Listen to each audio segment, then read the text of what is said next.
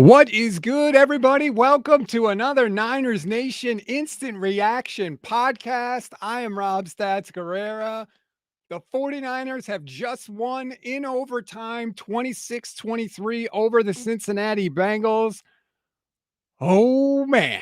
What an absolute game. What a crazy game by the 49ers and the Bengals. There's so much to talk about. We are going to break everything down that happened here. Before we get rolling here, I want to remind everybody, please rate, review, and follow the Niners Nation Podcast Network if you haven't done so already.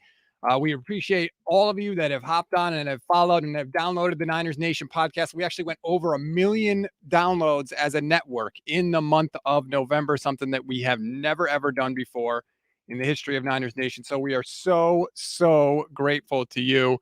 Thank you very much. And oh man, I don't know where to start in this one. Niners get the 26-23 win in overtime. Jimmy Garoppolo hits Brandon Ayuk with a touchdown. He gets the ball just over the edge of the pylon, and the 49ers win. Massive win in a game they absolutely had to have.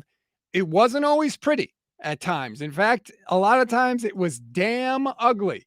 And I got to tell you, I was on the roller coaster in this game, man. I was riding this thing. The Niners have a 2-score lead. It's 14-6 in the fourth quarter, and you're like, all right, we're kind of controlling this one, and it got ugly. I'm sorry, forgive me, it was 20-6 in the fourth quarter, not 14-6. And then I think the 49ers are in control. All of a sudden, the Bengals figure out we have no defensive backs. They start chucking the ball down the field. Jamar Chase is murdering our defensive backs, and the Bengals are tying it up. And you could just see the Niners defense just sketchy. The coverage is just not there, and the Bengals are tying it up. And then Jimmy Garoppolo gets the ball back, driving down the field. They look like they might get it, and he throws high to George Kittle, and Kittle makes this diving beautiful fingertip catch to set the Niners up for field goal range. And then Robbie Gould comes out and misses from 47 yards away. Like, oh my God. I was just sitting there. I just knew it. Looking at Robbie Gould, he wasn't going to make that kick.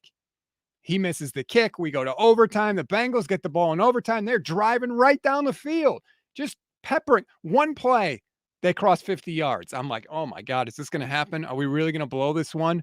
And who comes up big for the 49ers? You know, I've been saying it all year. In close games, your big money players have to make big plays. And who was it for the 49ers? Of course, Nick Bosa. Bosa makes a huge play on 3rd and 3 from the 19-yard line. He sacks Joe Burrow. They lose 4 yards. That stops the drive. They have to kick the field goal. And the Niners go down and obviously get the touchdown in overtime. You have to lean on your stars, and the 49ers did that in this game. George Kittle, 13 catches for 151 yards and a touchdown.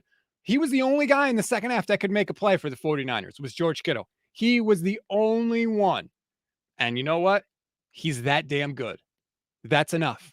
Like, Kyle Shanahan finally realized George Kittle's blocking is the second best thing that he does. Lean on him as a wide receiver. And I have to give credit to where credit's due. And I want to take your comments. I'm going to react to everything you guys are saying. I keep the comments coming. I'm reading them as we go here.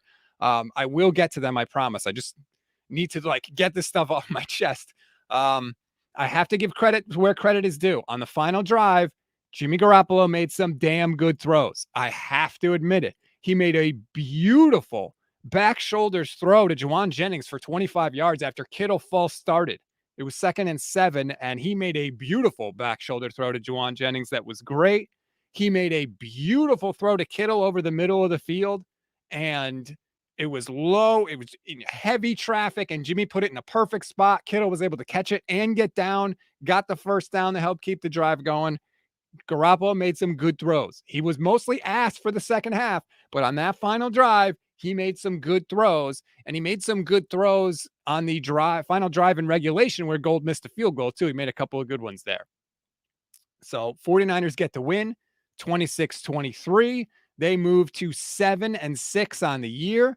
A quick check of the playoff standings in the NFC. Too bad the Jets couldn't get it done against the Saints today. But San Francisco, 7-6. They are now in the 6th spot in the NFC. Moved up a spot. And man, we can exhale. Oh boy, can we exhale. All right. I want to get to some of the comments here. Please keep them coming. Facebook, YouTube. There's no comments on. If you're watching on Twitter, you can't comment, unfortunately, to where I'll see it in my feed here. I apologize for that. If you want to switch over to the YouTube feed or to the Facebook site, you can do either one of those. Man, there are so much. How about this one from Andrew? Andrew Ardo, watching on the Niners Nation YouTube page. Thoughts on the defensive scheme? Could they have adjusted fourth quarter once Bengals were exploiting it? They talked about that a lot on the broadcast. Basically, the 49ers had to play their safety so deep because they were so worried about getting beat that there were spots underneath to make plays because the 49ers were kind of giving you those plays. And there's an adjustment to whatever a team does. There's always an adjustment. But here's the thing. If the 49ers adjust, then they become vulnerable over the top. And so I think the thinking by DeMeco Ryans was just have to make them keep making plays and maybe the pass rush will get home. There were so many times on that final drive with the pass rush where the 49ers were just like a second, less than a second, just a half a second, a millisecond away from sacking Burrow, tipping his arm, making a play like that where they would have disrupted the play. They didn't get there and Burrow was completing balls down the field. But I think the thinking by DeMeco Ryans was, let me just put the pressure on my defensive line, keep the safeties back, and we'll see if we can stop them that way. And they couldn't do it for most of the second half in the fourth quarter, but the 49ers did just enough. Nick Bosa carrying the team on his back, actually had a sack that was nullified by a penalty by Ambry Thomas, who had 2 illegal hands to the face. But they did just enough. Just enough in this one. And everybody was, I mean, you had contenders in the NFC watching this one. You had everybody in the AFC North watching this one because the whole AFC North is all topsy-turvy now because Lamar Jackson has an ankle injury.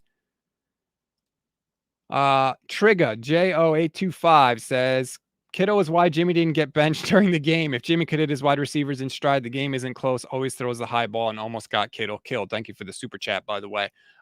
There was that. There was that in this game. Jimmy throwing high, Jimmy throwing incomplete. There was a deep ball down the left sideline to Travis Benjamin where Benjamin is wide open. He's got like 3 yards of separation on the guy, and Garoppolo sees it late and severely underthrows it. Benjamin tried to come back and make a play. Ultimately, he couldn't hang on, and the ball got broken up, and they couldn't get it. But you're right. Jimmy was bad Jimmy for a lot of this game. He was. Who was your MVP? Okay, I just saw one. Jared Shear. And again, I apologize if I say your name wrong. Special teams played well today. Good bounce back game. No. I beg to differ, my friend. Yes, the Bengals couldn't catch a punt. They fumbled 2 punts in this game. I don't know what the hell was going on. In fact, everybody was fumbling the ball today, actually. It wasn't just the Bengals on the punt. The 49ers had one. Jimmy Garoppolo had a fumble where literally nobody touched him. He was just in the pocket and the ball squirted out of his hand. Cincinnati had 4 fumbles on the day. The 49ers had 2. So 6 fumbles total in the game. But the special teams did not play great. Of course, Robbie Gould misses the field goal at the end of regulation, the 47-yarder. There was that. Mitch Wishnowsky was hideously bad today.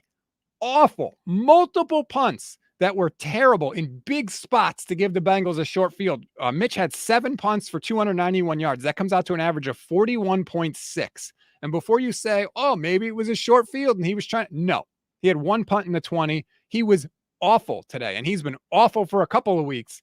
I don't know if he's hurt, nursing some sort of injury. I have no idea, because he started the year playing great and he has been hideously bad the last 2 weeks. Let's get to some more of your comments. I know Kittle's getting a lot of love. And like we said, he should, because when you have 13 catches for 151 yards, you should absolutely get love. He was great, and that's what they're paying him to be. And I know that I've crushed Kittle at times because I said he doesn't score enough touchdowns, and he gets paid to be one of the elite tight ends, and he has not been that. Well, the last few weeks, George Kittle absolutely has been that. 1,000%. He has made me eat my words. He's been everything worth every penny the 49ers are playing him. I am a little worried. I want to see. I'm going to try and keep an eye on the post-game comments because he looked a little gimpy to me out there. It looked like it was a knee or something. He was kind of limping around a little bit. So, I'm going to see if what the case is there with Kittle, because if he's hurt, obviously that'd be a problem. Antonio Cooper watching on the Niners Nation Facebook page. Bosa is the MVP on defense and Kittle always the MVP on offense. I mean, Bosa was so good today. It is sickening how good he is. Micah Parsons has been getting a lot of love and he deserves it because he's been great for the Cowboys. But Bosa doesn't get the same amount of love because he doesn't make as many big plays because he gets held every freaking play. And when he doesn't get held, he stops the quarterback pretty much. So he's not going to get as much love as other people that make splash plays, but he is every bit as good. LJ watching on the Niners Nation Facebook page. Jennings 15 came in pretty clutch. Well, I mean, look, for the game, 3 catches for 46 yards. But like I said, he did have that beautiful catch on the final drive. That was a big, big play. They're starting to figure out a role for Juwan Jennings. I don't want to directly say he's Kendrick Bourne because I feel like that's too simple, but I feel like they're figuring out how to use him, when to use him, and where. And they're realizing, oh, by the way, he's a big bodied guy. So they're carving out a role for Juwan Jennings, and it's nice to see. I think it's probably the role that Hurd would have if he ever could have played for the 49ers, but we'll see about that. Dub Nation watching on the Niners Nation YouTube page. Can we trust Gold again at all going forward? No, you can't trust Gold. Look, he said literally this week, that he's playing the best football of his career. I mean, you can't make it up. You knew when he said that, right? You knew when he said that it was going to come down to him. And of course, he gacked it up. 47-yard kick, wide. And by the way, can the 49ers throw a 5-yard out at the end of that? In regulation, there's like 14 seconds left, and they're having Jimmy Garoppolo just drop back and throw incompletions to burn time off the clock. It's like, hey, how about you throw a 5-yard out here and you move a little closer for Robbie Gold? So maybe he doesn't miss it. But that's neither here nor there. Gold's getting a ton of money. His contract is fully guaranteed. He's being paid to make that kick. And of course, he missed it. So can you trust him at all going forward? Absolutely not. Absolutely not. A lot of people hating on Jimmy Garoppolo in this one, and I understand it because let's look at the 49ers drives. Oh, you know what? Let me get my question off the top of there here. Sorry about that. Okay, let's look at the 49ers drives in the second half of this game. Field goal, punt, missed field goal, and then obviously in overtime, they get the touchdown. So they largely did nothing in the second half of this game. They had the field goal on the first drive in the third quarter. Then 6 plays, 1 yard, 4 plays, 5 yards, 5 plays, 22 yards. Then the missed field goal at the end was 10 plays, 50 yards, and then ultimately the game winner, 7 plays, 75 yards. So they were just stuck in the mud in the second half of this game. They couldn't do anything. And it's frustrating because it's not like they were playing all-world defenses. And at least last week, they didn't have Deebo Samuel, right? So you could kind of lean on that. But this week, he was out there. So I know that Elijah Mitchell didn't play, but come on, Kittle's there, Ayuk's there, Jimmy's there. Like, you should be able to at least move the ball. If you're not going to score, at least try and flip the field a little bit. But they couldn't do that. And that was going to be the story of this game. Like, I was sitting here, I have my notes, I'm prepared. I was going to write second half game, offense disappears. I was ready to pound them. And they deserve criticism. Obviously, they ended up getting it done, but you can't play one half of football. You just can't do it. I don't care who you're playing against, especially when your corners are as bad as they are, to ask your defense to have to keep stopping them over and over again. It's not realistic. I know the defense kind of gacked it up at the end there, but they've been playing great all day. I mean, they still only allowed 23 points on the day.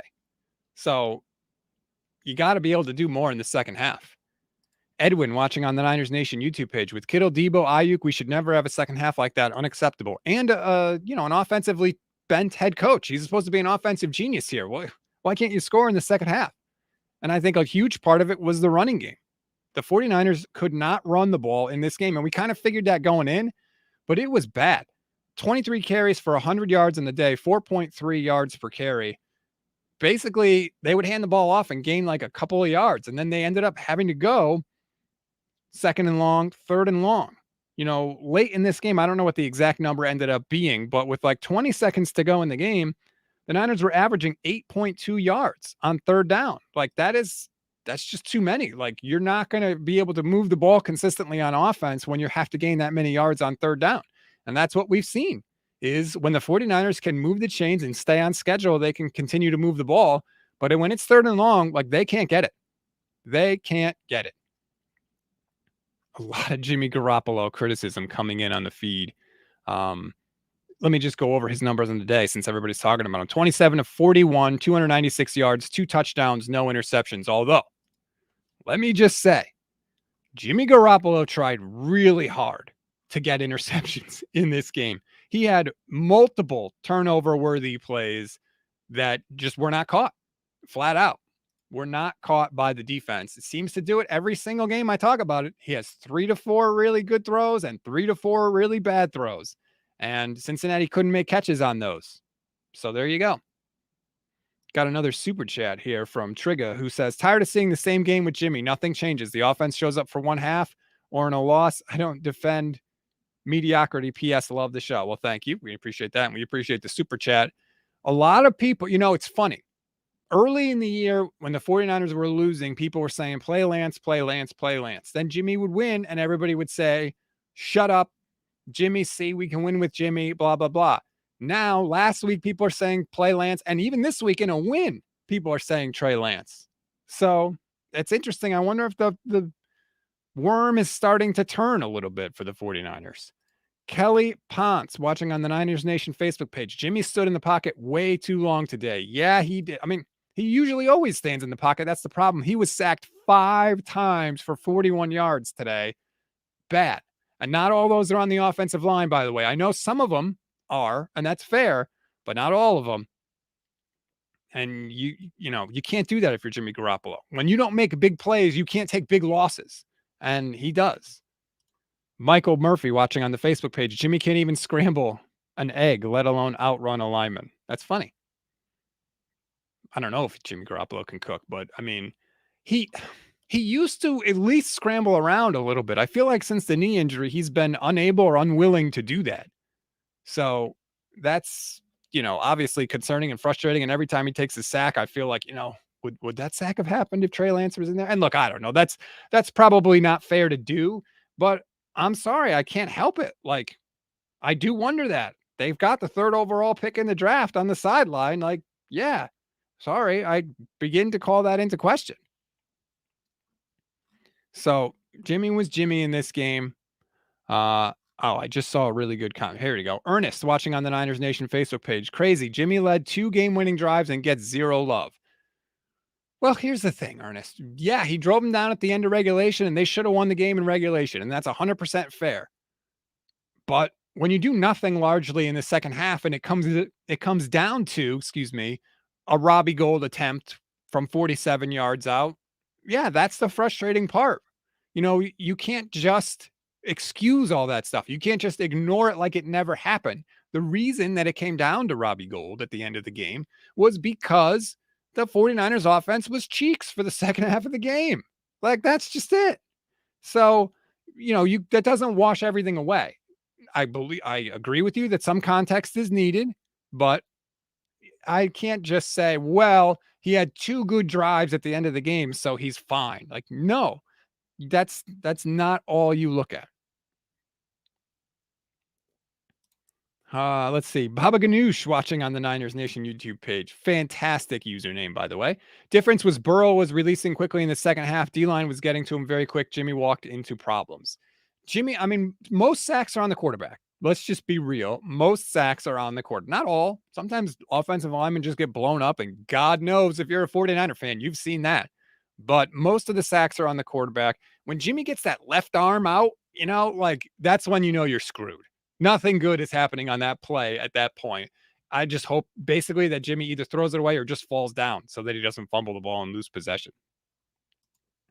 Elvin Santiago, can we give Jimmy G credit? I just gave him credit. He was good on a couple of drives, but mostly in the second half, he wasn't that good. He wasn't great in the first half, really, either. Let's be honest. The only reason the 49ers were in this game is because Cincinnati couldn't catch a punt. I mean, they didn't convert a single third down in the first half and still scored 17 points. Think about that. Like, how often does that happen? That's insane. But that's where the 49ers were in this one because Cincinnati couldn't hold on to the football. And you know what? For once, it's nice for the 49ers to be on that side of it because how many games have we had where the 49ers are the ones making stupid turnovers, not being able to catch punts, right? Doing all that stuff. That's usually what the 49ers have done this year. So you know what? I'm glad we were on the other side of that. Good. It's about damn time, right? It's about damn time that we got on one of these. I want to take a quick look and see if the 49ers have hit the podium yet because I'm interested to hear what what people are saying. Zach Taylor, Bengals head coach, on trying to stop George Kittle. We tried everything. Well, he had 13 catches for 151 yards and a touchdown. So I wouldn't say you tried everything there, Zach, because that was dominating. That was dominating. A tweet from our own Akash Anavarathan. George Kittle has the most 150-yard, one touchdown receiving games for a tight end in NFL history. He has 4 of those games, and 2 of them have come in the last 2 weeks. A+ tweet, Akash. That is insane. Kyle Posey, the Niners Nation recap is up now on NinersNation.com. He just tweeted, once again, the 49ers look like the best and worst team in the NFL in the same game. I can't figure them out. I think I'm done trying. Yeah, kind of. I mean, it's crazy the roller coaster that we're on seemingly every week, but that's where we are. It grays your hair. It hurts your heart sometimes, but at least on one Sunday, at least on this Sunday, the 49ers get the win. This is something I want to get to. Ron Barber watching on the Niners Nation Facebook page. How does Debo not have more catches? And he had 1 catch in this game for 22 yards. It was a nice catch over the middle, a little catch and run. I don't know that the status of Debo's groin and his health coming into this one. You know, I don't know if he was 10%, 50%, 80%, whatever the case may be. But he can't just be a running back. You know, they need him to make plays down the field. That's why what he was doing earlier in the year was so impressive because he was contributing as a wide receiver and also as a running back. But if he can't contribute consistently as a wide receiver, I think that's going to hurt him coming out of the backfield and it's going to hurt the offense. Like, he has to do his primary job well. And that's something I feel like with the 49ers, you can say that about multiple people on the team. Like, do your first job really well. It's cool that Debo can come out of the backfield and run the ball well, and that's great. But you know what? We need you to be a wide receiver first and foremost. That's your actual position, you know? Yeah, it's great that Talanoa Hufanga can come down towards the line of scrimmage and make plays in the run game, but you're a safety. I need you to be able to cover, you know? Josh Norman, great. You like to punch the ball out. Awesome, Josh Norman. That's fantastic. You can't cover anything. You're ass as a defensive back. That's not good enough. You have to do your primary job well. Not saying that Debo hasn't done his primary job well as a wide receiver, but the last couple of games, I feel like it's too much focus on the ground game. It's too heavy. 8 carries, 37 yards today. He did have an amazing 27-yard touchdown run. But again, we need you as a wide receiver. It felt like the only guy in the second half of this game that could make a play was George Kittle, except for Brandon Ayuk on the final play of the game. Blanton, 125, watching on the Niners Nation YouTube page. Debo just came off a groin injury and they put him right back in the backfield, going to get him seriously injured. I had that thought too, Blanton. I'm not going to lie. I think they asked Kyle Shanahan about that during the broadcast or during the production meetings before the game. And what Shanahan told the production staff was, if we had any worry that Debo was going to re-injure himself, he wouldn't play because we know how important he is. So they were 100% confident, obviously, but we know how the 49ers have handled injuries in the past. So I understand your skepticism. Like, they have done a bad job in a lot of cases of playing guys too soon, working guys too hard in rehab, guys having setbacks, whatever the case may be. So far, you know, we think he's okay, but we also know with the 49ers, you got to wait till that Monday conference call with Kyle Shanahan before you know who's really hurt. Because even after the game, sometimes he doesn't know. And guys, you know, Sunday night, Monday morning, they wake up, they don't feel great. And then we find out, oh, there's an injury, there's a knee, there's a concussion, you know, whatever the case may be. So, okay, I want to get to this one. Carlo Garibay from the Niners Nation YouTube page. Ambry Thomas is officially a bust. I think that's unfair. He's a rookie. The 49ers have this thing is that they don't want their rookies to take lumps, it feels like. They really don't want their rookies to make any mistakes, right? Trey Lance can't play. He's not ready. He's not ready. He can't play. Ambry Thomas, for the whole season, basically, up until they really desperately needed someone, he's not ready. He can't play. He can't play. Rookies are going to take lumps. And God knows Ambry Thomas has taken some. He took some in this game. That's going to happen, Even a third round pick, a relatively high pick, it's a different game in the NFL. There's an adjustment period that has to take place. Bad things happen to you. You learn from them, and hopefully they don't happen in the future. God knows when I was working at ESPN radio, I screwed a bunch of stuff up early on. I'll never forget I was on the board, running the control board during the herd with Colin Cowherd, and I didn't have my break schedule set right. And the Sports Center bed started playing in the middle of a break because I had screwed something up. And I'll never, ever forget looking up from the control board into the studio and seeing Colin Cowherd look at me with this expression on his face, like, what the hell are you doing, you idiot? You are ruining my national show. Now, he didn't say that to me, for the record. He would never say that to me, but he looked at me like, what the hell's going on? I'll never forget it. I still have nightmares about it. I will never forget that. You screw stuff up when you're just starting out. It's inevitable in any profession, no matter what you do. I bet you, if I asked you right now in the comments for something you screwed up early on in your career, I bet you the stories would be, and if you've got them, you know what, I'll take them. But that's just flat out what happened. But the 49ers don't seem to want to acknowledge that sometimes with rookies. Even Trey Sermon, like rookie running backs, like you can't have your cake and eat it too. It's just impossible. So you have to, hopefully you can take your lumps and survive those lumps and then get better going forward. But for you to say that Ambry Thomas is a bust, I don't know if I believe on that. I don't know if I'm willing to say that right now, right away, definitively. Starting to get some post-game comments. Azeez Al-Shire has an elbow injury, and Ambry Thomas left the game with a head injury. So we'll know more tomorrow. An elbow injury for Azeez. Oh, that could be big. Azeez Al-Shire was playing great for the 49ers, even, when Warner went down, and all year long, he's been arguably their best linebacker. So for him to have an elbow injury could be devastating to the defense. I know a lot of people don't want to give him love. A lot of announcers need to learn his name, but it is Azeez Al-Shire, not Al-Shire, Al-Shire. I don't know if any announcers are watching this game, but there you go. So we'll know more. That could be a big injury for the 49ers because that means Marcel Harris has to play linebacker, which, let's be honest, hold your breath there. Hopefully it's something with Azeez where he can either play through it or, it's not serious, whatever the case may be. But Al-Shire with the elbow, and then Ambry Thomas with the head injury. More Kyle Shanahan. Here's Kyle on Jimmy. Jimmy made some plays there at the end that I thought were huge. I think we're a hard team to beat when we don't turn it over. That's true. I mean, the 49ers on their win streak, they were not turning the ball over. And you look today, 49ers turnovers, you see a nice fat 0 in that column. When they don't give it away, they are tough to beat. Now, you can't just not give it away. You still have to put up points and take risks, but it's a good point. I think that's kind of telling when Kyle Shanahan gets asked about Jimmy Garoppolo and says, yeah, he made a couple of plays at the end, but by the way, we didn't turn it over, so we're tough to beat. Like, it's so clear that Kyle just is more living in fear with Jimmy than hoping he does actually anything good. So that's all you need to know.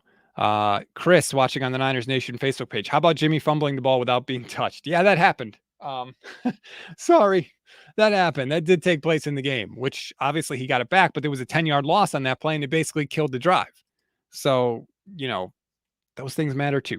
But I still think that Kyle is just locked into this narrative that if I can just control Jimmy enough to where he doesn't turn the ball over, just control him enough, we can get it done. So that's where they are. But look, this was a massive, massive win for the 49ers. Huge win. If they have any hope of making the playoffs, this was a game they really, really needed to have. They're 7-6 now. They're 5-2 on the road. I'll never understand why the 49ers can't seem to win at home, but damn, 5-2 on the road. It's hard to win on the road in the NFL. And Kyle Shanahan for his career has been, I think, better on the road than at home. but a huge, huge win for San Francisco. Here's Shanahan on Ambry Thomas, since we were talking about rookies and taking their lumps. He said, quote, "I know it was a tough game because of those two penalties. Those are the two illegal hands to the face penalties. One negated an interception by, I think it was Jaquiski Tart, and the other negated a Bosa sack. It would have been his 13th sack of the year. But he said, I know it was a tough game because of those two penalties, but I thought he held his own for the most part today. It was a really tough situation." Yeah, that's exactly right. I'm so glad Kyle Shanahan just said that. Thank you, Kyle. That's right. Tough game against a really, really good receiver core and a really good quarterback. And he held his own out there. And that's what you're hoping for. Whoops. Oh, sorry about that. I didn't mean to throw that comment out, but that's what you're hoping for every week. Just trying to muddle through and we grade on style points so much in the NFL, right? Did they win? Okay, they won, but was it pretty? Did they win by a lot? Like, we grade it like a beauty pageant when it's a pass-fail test. It's just a pass-fail business. Were you good enough on that day? Good enough doesn't mean perfect. And the 49ers were good enough. Ambry Thomas was good enough. Yeah. So take your lumps. That's okay. Though that's going to happen. We got through it, So just trying to scan the quotes. Oh, okay. So here's what happened to Dante Johnson. This is terrible news. Dante Johnson didn't play for personal reasons. Kyle Shanahan said that his mother had a heart attack on Friday and she passed away this morning. He informed the team after the game. I don't know if that's Kyle Shanahan informed the team or if Dante Johnson informed Kyle Shanahan. I don't know, but so that's awful, awful news. Thoughts and prayers, obviously, to Dante Johnson. Losing a parent is devastating no matter when it happens. So that's terrible. That puts a damper on things a little bit, but that's why he wasn't in the game. I was curious about that because we thought it was going to be Dante Johnson lining up as one of the starters, and then we got word that wasn't going to be the case, and then it was Diamador Lenore and Ambry Thomas that got sort of thrust into that role. So that's the reason why. Let's see. I'm just looking at Twitter here. Akash Anavarathan. I still don't know what to make of this 49ers team. Looks really good during some stretches, really bad during others. Hence their record is 7-6. Depending on their matchup in the playoffs, they can make some magic happen. That's what I want to ask you. How confident are you in the 49ers right now? How do you feel about this team going forward? Are you thinking they could beat anybody at any time? What do you think? Here, I'll throw the question up if I could just write it really quick. Because we've seen both sides for the 49ers. We've seen them look really, really good, and we've seen them look really, really bad. And that's the strange thing. How can they be both, right? And it's not just like we've seen them play not good. Like the Chiefs have kind of struggled a little, but they still won game. But no, the 49ers have looked horrible. They've looked like ass in a lot of times. I mean, they looked horrible in the Bears game, even though they won. They looked horrible against the Cardinals backups. They looked horrible against the Colts in the rain. They have looked pitiful at times. And then at times they look like they can shove anybody around and be the big bullies on the block and beat anybody, anytime, anywhere. So how do you feel about the 49ers? I feel like after a win, you ask this question, everybody says they're world beaters, they could win the Super Bowl. You ask after a loss, they're terrible, they're never going to beat another game. Ralph, watching on the Niners Nation YouTube page, they can beat Dallas and the Rams. I don't know if they can beat Dallas. I wouldn't love to see Dak against this secondary. They seem to be able to beat the Rams, though. Was it 5 straight now? Felix, watching on the Niners Nation Facebook page. No one wants to play us in the playoffs, bearing afraid to get the good version of us. Not sure what word you were trying to type there, but you're right. Like, I think that we are a tough playoff matchup, I'll say, for teams. We are a tough playoff matchup because Kyle Shanahan, you never know when Kyle's just going to go into his bag and pull out this game plan that just rips the other team to shreds. And he's capable of it every week. You just never know. And you never know when they're going to turn the ball over 3 times and stink up the joint. Kyle, watching on the Niners Nation Facebook page. He's confident in the team only if the defense can keep it up and get better. The offense, yeah. Sometimes it comes down to how well the opposing defense can catch the ball because Jimmy Garoppolo gives them opportunities. Even we saw it today. There were multiple passes that Jimmy Garoppolo threw to defenders that they could have intercepted, and this game looks a hell of a lot different if those guys can come down with the ball. a hell of a lot different. Uh, Batman29 watching on the Niners Nation YouTube page. Stats, what is the playoff picture going forward? Are we a lock for the wild card? Look, nothing is a lock for this team, okay? The only thing that's a lock is that we have no idea what the hell we're going to think of them week to week. But if you're wondering, here's the situation right now in the NFC, and obviously the Sunday night game notwithstanding. Arizona first, they're 10-2. Tampa's 10-3. They're the second seed. The Packers are the 3 seed at 9-3. Cowboys are 4 at 9-4. Rams are the 5th seed. They are 8-4. San Francisco is the 6th seed at 7-6. And Washington is 6-7. They are the 7th seed right now, the final seed in the NFC. They win the tiebreak over Atlanta and Minnesota because of their conference record, and division tiebreak was used to eliminate Philly. So Washington has a better division record, so they win the tiebreak over Philly, and then the tiebreak goes Washington to the tiebreak goes over to Minnesota, and that's why they beat Minnesota out because of the conference record. So that's why Washington is 7. Their conference record is 5-3. Minnesota is at 8. Their conference record is 4-4. Same thing with the Eagles, who are at 9, 6-7, 4-4 conference record. And for the 49ers, you've got the tiebreaker over Minnesota because you whipped their ass, which is great news. You've got the tiebreaker over the Eagles because you beat them head to head.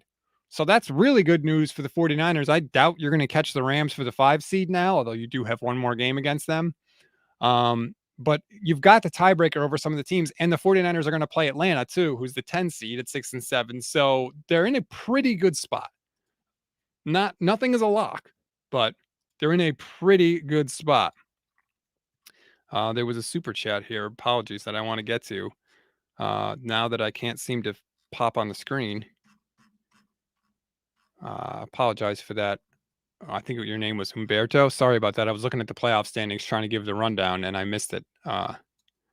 Forgive me on that one. I try to always get the super chats. I do appreciate it. If you throw it in the regular chat, hopefully I'll be able to see it again and get to you. But I apologize on that one. That's my bad.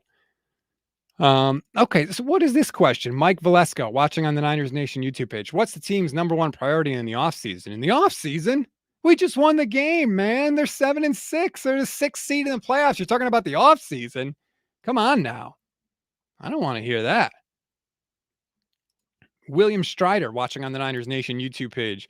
When the bell rings for the playoffs, it's a crapshoot. Back in the day, the Niners were 6-5 and they went all the way. I don't want to know about back in the day, but the whole thing is a crapshoot, man. I mean, you never know what the heck's going to happen week to week. Look at the Lamar Jackson injury for the Ravens in the AFC. Like, the whole AFC playoff picture now is totally muddy. It's up in the air. So who the hell knows? I mean, Dak could get hurt next week. Kyler Murray could get hurt. We have no idea. Just win the games and we'll figure it out when you get there. Like, I think we all try to make like definitive statements, right? The Niners are great. This team's better than this team. No, just get there. Just arrive there. Just get to the playoffs. Look at the Buccaneers last year. They didn't win the division. They were a wild card team. And then they wind up playing Washington in the first one of their playoff games, first playoff game. And it's Taylor Heineke at quarterback. So, like, you never know what the situation is going to be. Think of how many, like, all the weird stuff that has happened to the 49ers this year that we never would have imagined. In all the hours that we spent in preview shows previewing the game, we never would have known that the Niners were going to end up relying on Elijah Mitchell. We had no friggin' idea, but guys get hurt, opportunities happen, and, this is where we are now. You just have to muddle through. Umberto, watching on the Niners Nation YouTube page. The team is same soup, different spoon every week, regardless of results, which I think was your super chat. So thank you. That's a really good analogy. Kind of. Same soup, different spoon. Sometimes it feels like the spoon has holes in it with the way the 49ers offense plays, but no. I mean, that's where we are right now with this team. Can be good, can be bad. Do I have confidence in them going forward? They can beat anybody. Anybody in the league on any given week, they're good enough to beat them, but they can lose to anybody too. I don't know if you look at the other teams, right? Can they lose to anybody? I don't know. Can the Cardinals lose to anybody? I don't think so. They lost one game when Kyler Murray was out, and the other one they lost because AJ Green didn't turn around when the ball was thrown to him in the red zone. They're pretty damn good. I don't know if the Cardinals can lose to anybody. So, but that's where the 49ers are. But again, they get the 26-23 win. There was another huge sequence that I want to get to, and it was actually at the end of the first half in this game. You know, the Bengals looked like they were going to score a touchdown. They had a deep ball to Jamar Chase. He caught in the end zone. They called it a touchdown. We were like, oh no. And they overturned it. And the Niners held the Bengals to a field goal, which Cincinnati kicked multiple field goals on 4th and short in the red zone, which helped the 49ers out immensely in this game. Then the Niners get the ball back and they get stopped because Jimmy horribly underthrows Travis Benjamin on the deep ball. And San Francisco punts, and then the Bengals muff the punt again for the second time. Then on that possession, the 49ers are actually stopped again, if you remember. But Cincinnati gets a taunting penalty after the third down stop. And then the 49ers get the first down. Then they go bam, right to Kittle, 14-yard touchdown. That was a huge sequence at the end of the first half. People, I don't think, fully appreciate how important it is the end of the first half and the first possession of the third quarter. Games can swing so much on those, depending on who gets the ball last, what they do with it, who gets the ball first in the second half. A lot of games are won and lost there. And that you can tell by the way Kyle Shanahan does his game calling, his play calling. He knows it's important.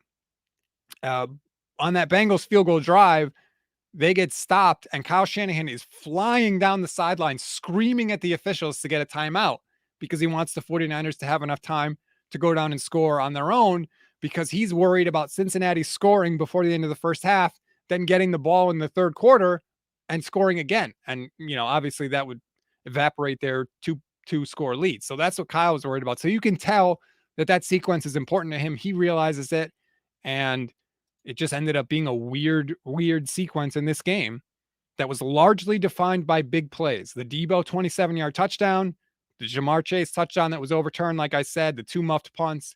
Even, I mean, some of the plays that Cincinnati made, the throws by Joe Burrow are insane. Insane throws. That one touchdown to Jamar Chase in the back of the end zone, like Burrow's just running around making a freaking play. That's just 2 really good guys making a really good play. It frustrates me that we don't have a quarterback that does that, but still. But that was what the game came down to, basically. Just big plays, big moments. Both offenses were kind of stuck in the mud, and then just you had these flashes of big plays. Bernie, watching on the Niners Nation Facebook page, no, the 49ers let it become a game, and then they won bad Bengals play calling. I wouldn't say that. Like, the 49ers were really good on the final drive in overtime. I wouldn't say it was bad play calling by the Bengals. The Niners were better. Sometimes that happens. Yeah, I know, Elvis Santiago on the YouTube page. Cincinnati shot themselves in the foot with all the mistakes. Yeah, but you know what? You got to take advantage of those too. And so the 49ers did just enough to take advantage of them. And credit to them. In 2 weeks, it's not going to matter how they won this game. It's just going to matter that they won it. Jimmy Ward on Ambry Thomas. I feel like it wasn't a bad game for him. My rookie year, I got beat for 3 touchdowns at nickel. Yeah, that's tough. But again, we already talked about it. Go for the lumps, or you take the lumps and you move on. Brandon Ayuk on the game-winning touchdown. We're not supposed to reach the ball for the pylon unless it's 4th down, but no one said anything to me since I scored. Yeah, think about that. Because if you reach the ball for the pylon and it gets knocked out of your hand and goes through the end zone, you lose possession of the ball. It's a touchback for the other team.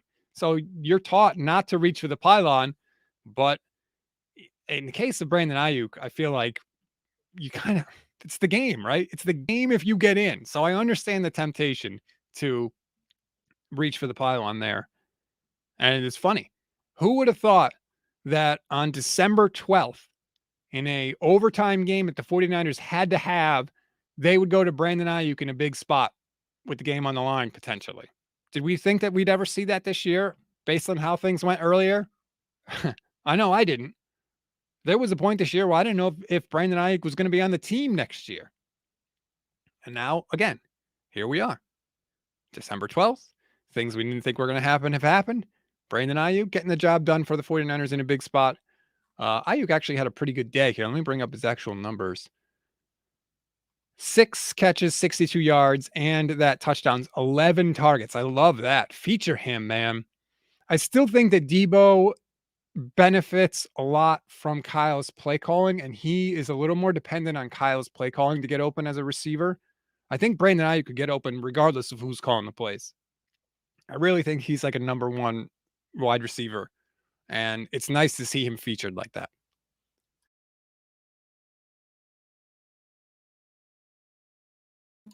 Excuse me, just had to clear my throat. It's hard when you've been talking for 45 minutes all by yourself. Um, Victor, watching on the Niners Nation YouTube page. Win is a win, but Jimmy G sets the fire and then gets congratulated for putting it out. Take the win, though. I mean, he didn't set the fire because those interceptions were not caught, but he definitely was trying. I'll say that. Um, but yeah, we've talked a lot about Jimmy. Kyle Tanny watching on the Niners Nation Facebook page. Thank God no vein popping from your forehead tonight. That's true. It was about to. Not gonna lie. There were points in this game where that vein in my forehead was bulging out because I was getting ready to rip the 49ers for doing the same old stuff again. But like you said, you got to wait till the end because you never know what the hell is going to happen with this team. But they got it done. Thank God they got it done. You know, if they had lost this game, they would have been 6-7 on the year. I know that everybody would have been calling for Trey Lance. It would just would have been enough different world. And look, like we talked about, I don't know if the 49ers are making a deep playoff run or whatever, but like I'm just glad that they're relevant for another week. I am just glad that we're going to go into next week, basically like days before Christmas, and the 49ers are going to be playing a legitimately relevant game in December against the Falcons. And God, do I have bad memories of playing the Falcons late in the year at home. Everybody remembers that 2019 game with Julio Jones where the Niners think they have him stopped at the goal line. They hit him low and he bends over backwards for the game-winning touchdown. But we're here. We're here. And we'll figure it out going forward. It's a 4-game season now for the Niners. Falcons, then Thursday night against the Titans. Oh, man, is that going to be a tough game. That is going to be a physical game. I wouldn't be stunned if the 49ers lost it, but again, who knows? We'll see. Then they play the Texans, and then they play the Rams. So there's 2 more home games, 2 more road games. I feel decent about that Rams game. Who knows? We don't know if they'll have the game, their seed locked up or what that situation is going to be. So it's hard to predict right now. But if the 49ers go 2-2 the rest of the way, they'll be 9-8. That's probably good enough to get into the playoffs. That's probably good enough. And for people asking, by the way, Ralph watching on the YouTube page, Derrick Henry is not back from his injury yet. They think he might come back in January, but they're not sure. So 2-2 for the 49ers. That's the goal. You'd like to think they can beat the Texans. Like if they lost to the Texans, they probably don't deserve to make the playoffs. But let's just say they beat the Texans. That means they got to probably win 1 out of the other 3 games. Falcons at home, Titans on the road, or Rams on the road. Can the 49ers do that? Yep. Are the 49ers capable of losing all 4 of those games? Yep. And there's nobody out there that can tell you for sure that what their record's going to be. We have no idea. You can't make a prediction about that either way. It looks good. We'd like to think, but we have no clue. We don't even know who's going to be healthy for those games. But that's where we are right now. So let's just take a little time, enjoy the win, forget about Robbie Gould being a tire fire, which he is. Forget about Jimmy Garoppolo being probably the most frustrating quarterback to watch in the entire NFL, which he is. They got the win. So I know what I'm going to do. I'm going to finish this pod and I'm going to go up, going to get myself a little scotch, and I'm going to have an adult beverage, and I'm just going to enjoy this one. Just going to enjoy that for a whole week. Everybody's going to talk about how the 49ers got it done. They'll probably say some dumb things about Jimmy Garoppolo, but whatever, man. The week is better when the 49ers win, and they won in overtime, going across the country on the road. So take it and enjoy it. Thank you, everybody, for watching. If you haven't done it already, please hit that subscribe button on the YouTube page if you're watching there. Please, please, please follow the Niners Nation Podcast Network. If you haven't left a rating and a review, it is the absolute best thing you can do for us. We really appreciate it, but your ratings and your reviews help new people discover us, and that's something that's really hard to do when it comes to podcasts, and I know there are a ton of 49ers podcasts out there. So please follow, rate, review. I'm on Twitter and Instagram at Stats on Fire. If you ever want to hit me up, I like to say I'm here for the arguments. I promise you, I'm a nice guy. Um, I don't block anybody generally, so don't worry about that. I only block you if you come at me with like personal stuff or just vile racist stuff, which some people do, racist, sexist stuff. But other than that, like I'm here to talk. So I love the conversation. My DMs are open. Feel free to hit me up. But thank you, thank you, thank you. Enjoy the win and go Niners. We'll talk to you next week. We will be here next week for you as well. Thanks, everybody.